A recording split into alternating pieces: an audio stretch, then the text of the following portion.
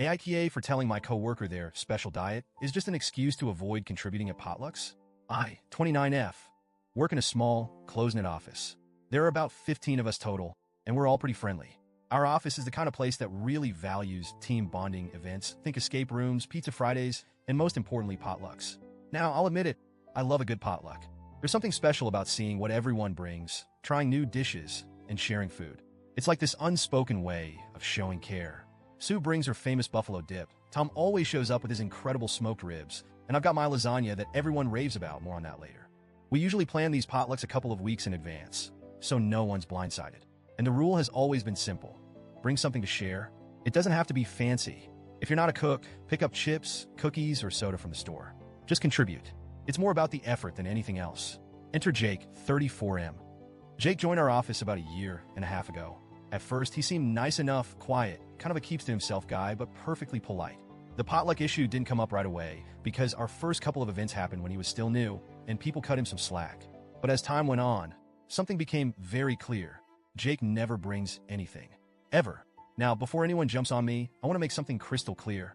I have zero issues with people who have dietary restrictions. Allergies? Totally valid. Vegan? Cool. Gluten-free? Do your thing. I'm not the just eat it, it's fine person. I respect people's choices and needs. But Jake? Jake claims to follow a special diet. That's what he calls it, special. He's never explained what it is. Not once. At every potluck, when people ask what he brought, he gives this vague shrug and says, "Oh, I have a special diet, so I can't really contribute." Sometimes he adds something like, "It's hard to find foods I can eat," but here's the kicker. He eats everyone else's food.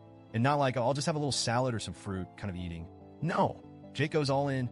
He'll pile his plate high with wings, casseroles, pasta, sandwiches, you name it. Foods that don't seem to fit into any obvious dietary restrictions. He'll even skip over the healthier options like veggie trays or fruit bowls and go straight for the most indulgent dishes. I started noticing this pattern pretty early on, and it bugged me. I tried to give him the benefit of the doubt at first. Maybe he's shy about his health? Maybe it's an anxiety thing?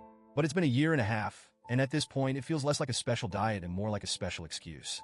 Last week, we had our quarterly potluck, and I decided to go all out.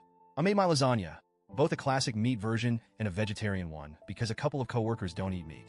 I don't want to toot my own horn, but I perfected this recipe over years. It's one of those dishes that people ask for at every event. I stayed up late the night before prepping it, layering the noodles, sauce, and cheese, and I felt good about it.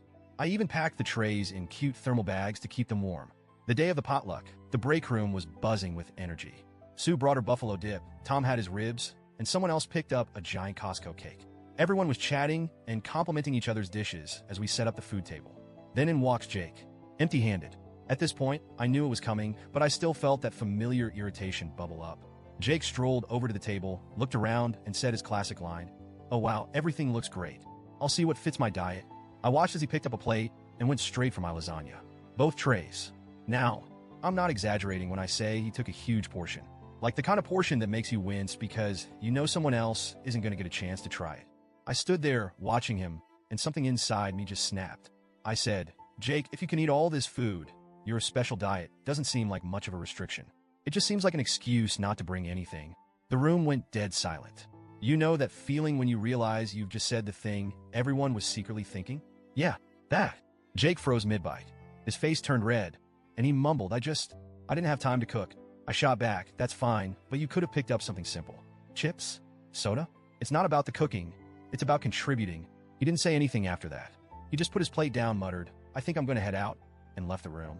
The break room was awkward after that. A couple of people whispered, but no one outright said anything for a while. I felt this weird mix of satisfaction and guilt. I said what I said, and I meant it, but I also didn't want to humiliate the guy. Later in the day, a couple of coworkers came up to me. One of them, Megan, said, "I think you were a little harsh. You could have pulled him aside instead of calling him out in front of everyone." Fair point. I probably could have handled it better. But then others, like Tom and Sue, quietly told me they were glad I said something. Apparently, I wasn't the only one who'd noticed Jake's freeloading. Tom even joked, "I've been wondering if his special diet was just free food only." Still, I couldn't shake the guilt. I didn't want to be the office bully. I wasn't trying to make Jake feel small. I just wanted him to realize how unfair it is for him to take advantage of everyone else's efforts. The thing is, Jake's excuse, "I didn't have time to cook," just doesn't sit right with me. These potlucks are planned weeks in advance. Everyone else, even the busiest people in the office, manages to bring something. Sue's got 3 kids and still whips up her buffalo dip. One guy picked up a 12-pack of soda on his way to work. It's not that hard, and I wouldn't even care if Jake showed up with something tiny like a bag of pretzels. I really wouldn't. It's not about the value of what you bring, it's about the effort. But Jake, he's been skating by for over a year, taking full advantage of everyone else's generosity. And yeah, maybe I shouldn't have snapped at him publicly, but I honestly feel like he needed to hear it. The office has been a little weird since then. Jake didn't show up for the last couple of days, and I've been wondering if I owe him an apology. On one hand, I think I could have handled the situation more tactfully. I'm not proud of embarrassing him. But on the other hand, I stand by what I said. Potlucks are about sharing, and it's not fair for one person to take without giving. It's basic courtesy. So, Reddit, AITA for calling out Jake in front of everyone? Should I have spoken to him privately instead? Or was I justified in saying something, given how long this has been going on?